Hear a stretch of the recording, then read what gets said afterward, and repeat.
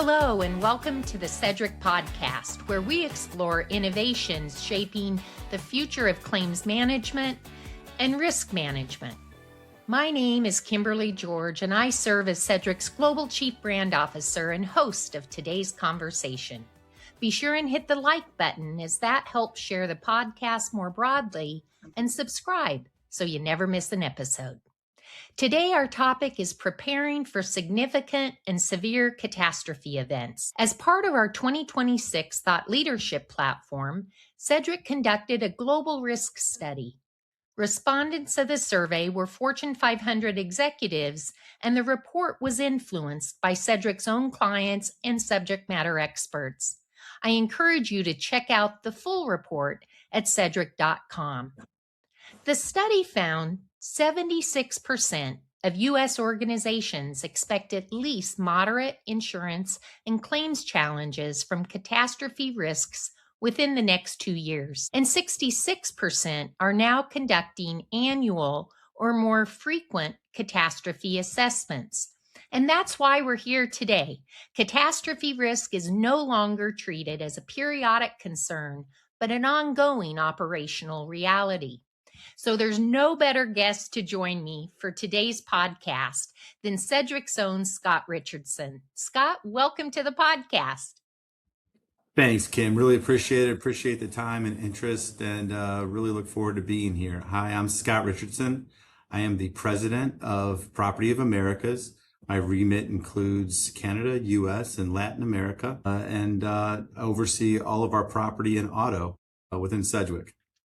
Yeah, Scott's got a great business. It's growing, and I just love it because it really helps our companies, our carriers, and individuals who need help when catastrophe events happen. But it's more than just catastrophe. So I'll have Scott towards the end of the podcast share a little bit about his business and some of his priorities for the year. So listen to the end.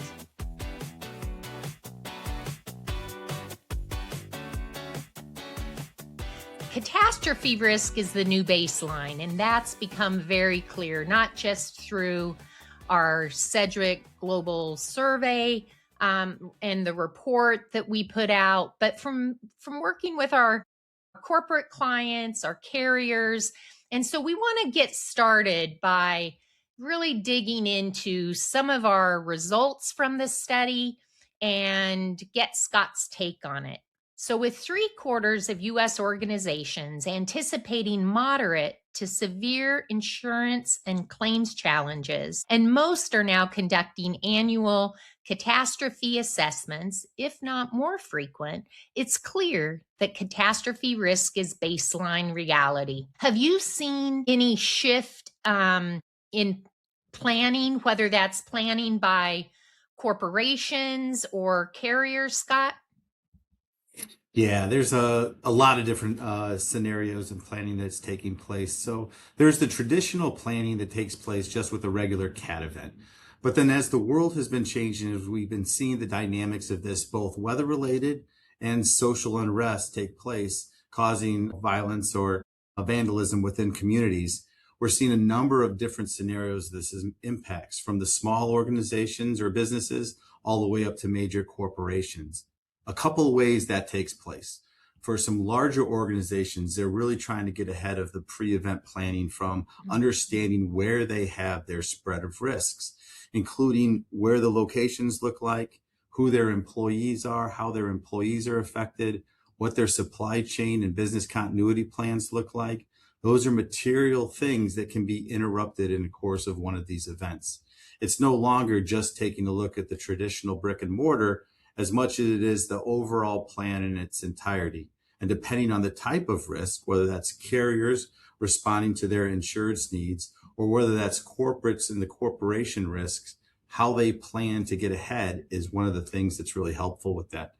One of the things that we see with the changing weather patterns is an eye towards weather and the weather-related applications, the modeling, the locations, the nervousness as we see weather events get predicted, or there might be seismic activity in the West, or even from the extent to wildfires and the residual smoke or other types of claims that we see as a result of that. So these cases in the planning is incredibly frequent in today's world. And the last thing I would say for both property and casualty carriers, getting ahead of it. And while it's tend to be the norm, these things cycle, and the volatility in the space is really what people have to be aware of, is how do you have and who do you have as your business partners that can assist you during these times? Because if you go through a high activity, there's more resources, but then the resources become scarce. And after you've gone through a lull, there may not be as many resources on the table. So I think it's really important to think of it through those lenses.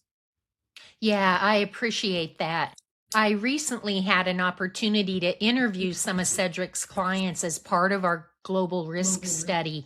And it was quite interesting that customers across our business, whether they were on the human resources side and workforce absence or workers' compensation claims, it wasn't just our property clients that said catastrophe as a business norm really matters. And they spoke about what you just mentioned, Scott, partnerships, even to internal partnerships where risk managers and HR are looking at employee resilience during an event. And while I imagine your team and others are helping with the losses, they also want to stay in business if they can. And so some of these organizations have created business units that are on an ongoing basis, not just annually, but working through the various types of events that could occur and impact their companies throughout the That's year. exactly right, Kim. And one of the ways in which we help them is within the temporary housing and relocation space, where some corporations, as a result of the wildfires, wanted to make sure that their staff, their employees were able to stay local, not be impacted, still continue to show up every day. And so even through corporation funded risk transfer mechanisms, we were putting people into temporary locations so that they could have access to their normal and had business continuity plans for their normal labor force. Yeah, wonderful. So on that, I have a follow-up question around temporary housing. I love that business that you run. Are some, whether it's a carrier or a corporate client, are they planning ahead for that? Just to say, if an event happens, maybe some that are in a high propensity of storms and floods? Yeah, so it's really interesting. That business has changed over the last couple of years as more planning and getting ahead of these types of events has occurred. So it used to be traditional when an event happened or there was a fire loss, we would have access through some of our systems to be able to place people either in temporary or more permanent residence close to where they are to keep their operations or their livelihood normalized. But with the planning of these events or more at one time, it has become a situation where when we see wildfires or corporations are necessarily asking us, hey, what does this look like for us if we have an event and we need to keep these people in place? How fast can we find temporary housing? How fast does that look from another situation where we could replace or relocate people into that same environment or municipality? That's great. Thank you for sharing Yeah, that. it's exciting. Yeah, it's really interesting too. I don't think a lot of people that may be listening know that we have that or that product. So thank you.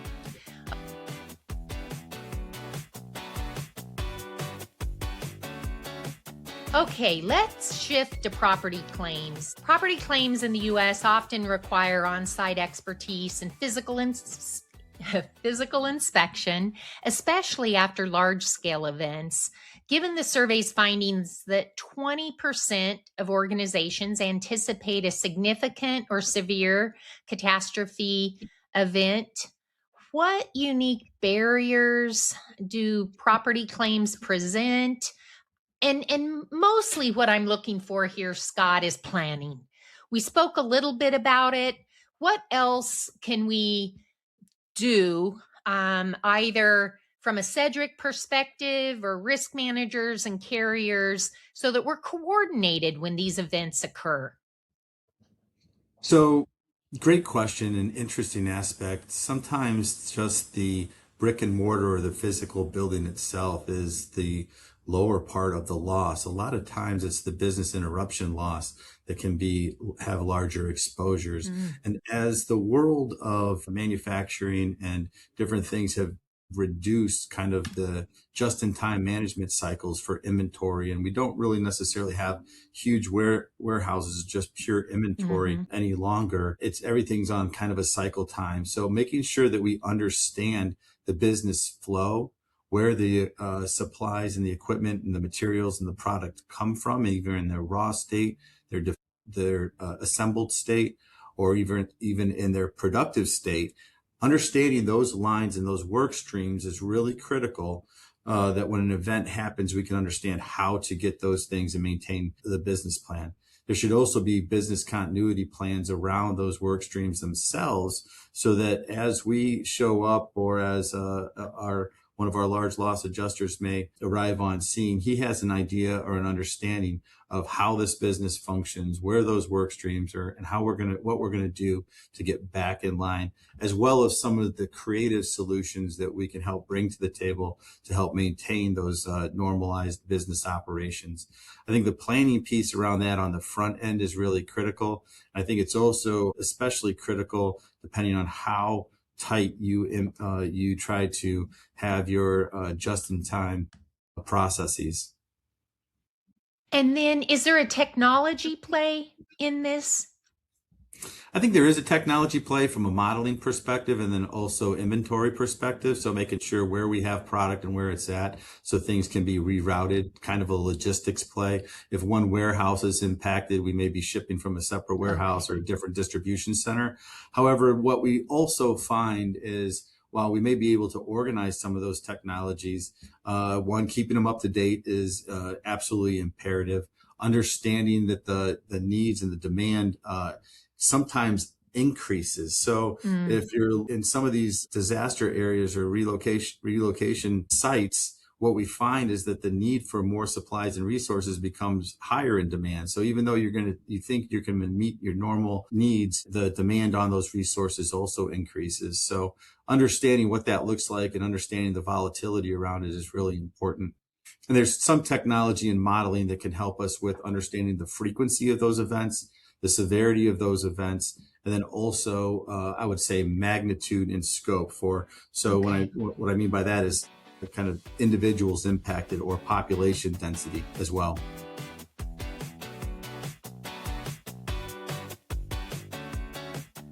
Next, let's talk about resilience strategies. With 66% of organizations conducting at least annual or even more frequent, in certain situations, catastrophe assessments, scenario planning's top of mind. I'm curious, what triggers or early warning signals should leaders use to activate their playbooks? I mean, I know oftentimes the event happens and then we get the claims, but is this something that corporates really sort of kick this off, or how do employers start their planning? So I think there's a couple phases to this, right? So I think on the corporation side or enterprise risk, I think actually understanding and running through this scenario at least annually is critically important, and definitely not after or in the middle of cat season. We should probably be doing this more on the front end, especially if it's more prone for the southern part of the U.S., where you maybe have more exposure to hurricane or other types of events like that.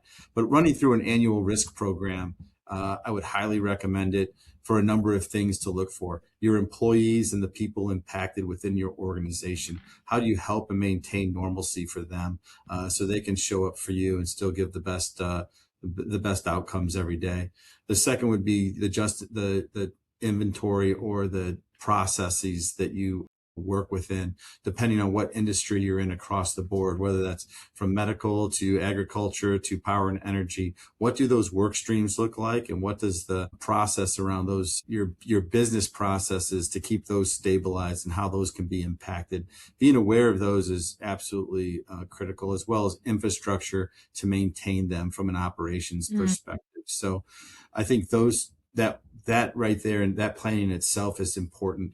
But in conjunction with that, it's understanding your vendor partner relationships. What are their capabilities to be prepared? What are their capabilities to meet your needs if incident or an event occurs? How can you offload some of that to them to assist you in getting back to business as usual when that event arises? And those vendor relationships become incredibly critical on both the corporation side and the carrier side, because they're going to look to us to be able to supply them with adjusters and individuals and talented engineers that can assist and assess the damages that are there for us to be able to report back and help them through the process. So absolutely, I think there's things that can be done on the resiliency side to assist in better outcomes.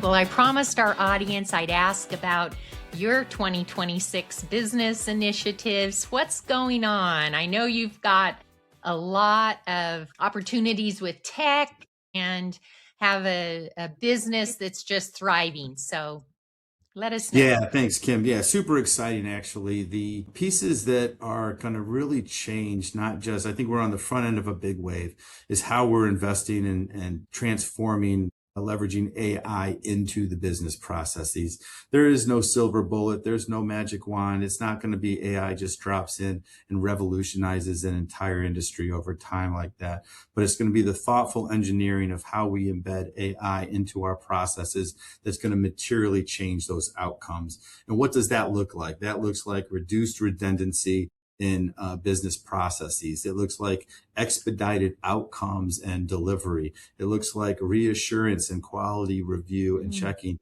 that's almost automated behind the scenes, that actually is an automated process, no longer a manual process. And it's going to help compress and drive timeframes for some of that. So, so much of our industry depends on how fast we can get things repaired. It doesn't all sit just with the loss adjuster. We have to wait until there's equipment or tankers or something else comes in for a community to get back to normal. But the administrative part of the process can be compressed. And those daily routine claims that aren't your mega losses in the space, but are more routine, can be improved from a cycle time perspective. Driving recovery, driving funds back into communities, helping us get both the individuals, personal lines markets, and also the corporations in those communities back to normal as fast as possible. And, that's really what I love about our industry, is helping others and being able to take care of them. And I think of us as not necessarily always the first line of defense, but more like the second line of recovery when we come in and help communities get back operationally. And so, I think the technology driven around that is really going to help. And I think also us being able to combine the repair solutions aspect, both getting the repairs back to fix people's homes and the commercial buildings, driving the relocation of the folks, and then managing the business, personal property, or their contents claims, combining that all into one solution for ease of delivery is absolutely critical and will be one of the forefronts of our delivery this year. Fantastic. You've been an amazing guest, Scott. I can't believe we're coming up on our 20 minutes. Fantastic conversation. Well, thanks so much for having me, Kim. I really appreciate it. Love to come back anytime if you'd have me. Really enjoy the opportunity and love helping the guests. Wonderful. Catastrophe risk is now continuous in the United States. Domestic frictions must be built into scenario plans, and property claims require both technology and human expertise. I hope you enjoyed Scott's conversation as much as I did. Really appreciate our audience today and invite our listeners to reflect on their own organization's readiness. Please go ahead and hit the like button and subscribe so you never miss an episode. Until next time, be well.